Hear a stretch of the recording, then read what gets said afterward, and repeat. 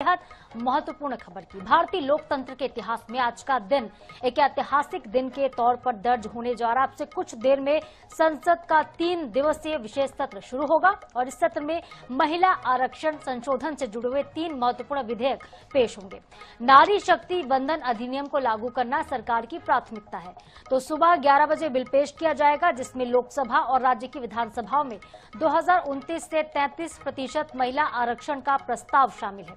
इसके लिए परिसीमन की प्रक्रिया भी की जाएगी और इसके तहत लोकसभा की सीटें 543 से बढ़कर 850 करने का प्रस्ताव होगा। 273 सीटें महिलाओं के लिए आरक्षित होंगी। विपक्ष परिसीमन को लेकर हालांकि विरोध कर रहा, जबकि सरकार को बिल पास करवाने के लिए 2/3 बहुमत की आवश्यकता होगी।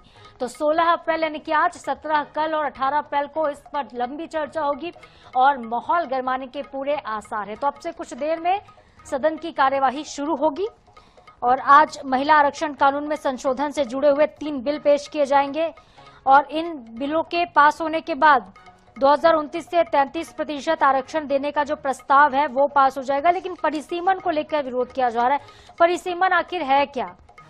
जो डिलिमिटेशन है, इसका मतलब ये है कि देश में लोकसभा और विधानसभा सीटों की सीमा और संख्या का दोबारा से निर्धारण होगा। आमतौर पर जनसंख्या के आधार पर ऐसा होगा, तो सीटों की संख्या इससे बदल जाएगी। लोकसभा की सीटें 543 से बढ़कर 850 की जा सकती हैं।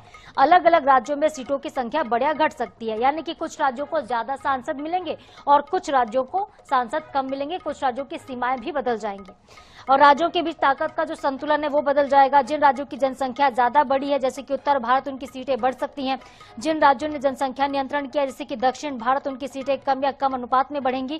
और यही वजह है कि विपक्ष के कुछ नेता लगातार इसका विरोध कर, जैसे कि एमके स्टालिन की तरफ से जो कॉपी थी उसकी प्रतियां जलाई गई हैं।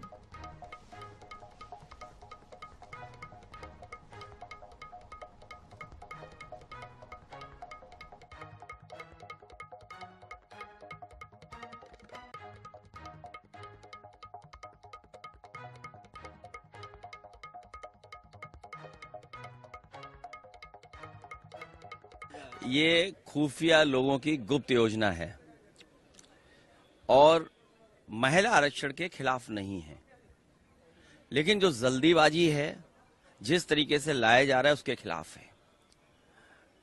जनगणना होगी तो देश जाति जनगणना मांगेगा, जाति जनगणना होगी तो देश आरक्षण मांगेगा। ये सबसे बचना चाहते हैं लोग। ये पीड़ित, दलित, मुस्लिम, पिछड़ा, आदि आबादी सबके खिलाफ लोग हैं। जहां देश में अगर हम आंकड़े देखें तो संरक्षण की ज्यादा जरूरत है आरक्षण के साथ साथ। और ये सशक्तिकरण नहीं है, ये तुष्टीकरण के लिए है।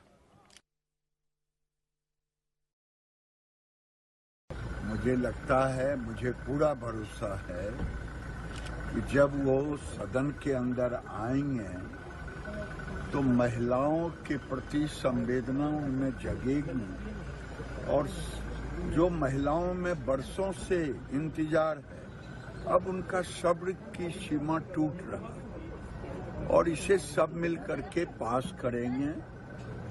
और नहीं जो पास करेंगे उनको घर में भोजनों नहीं मिलेगा।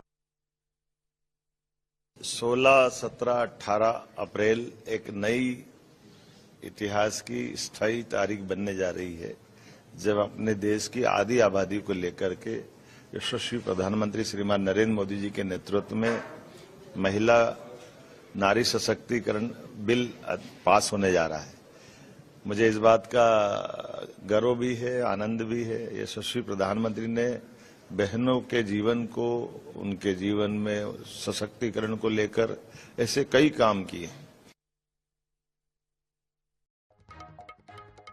सुनी समाजवादी पार्टी के प्रमुख को भी आपने सुना।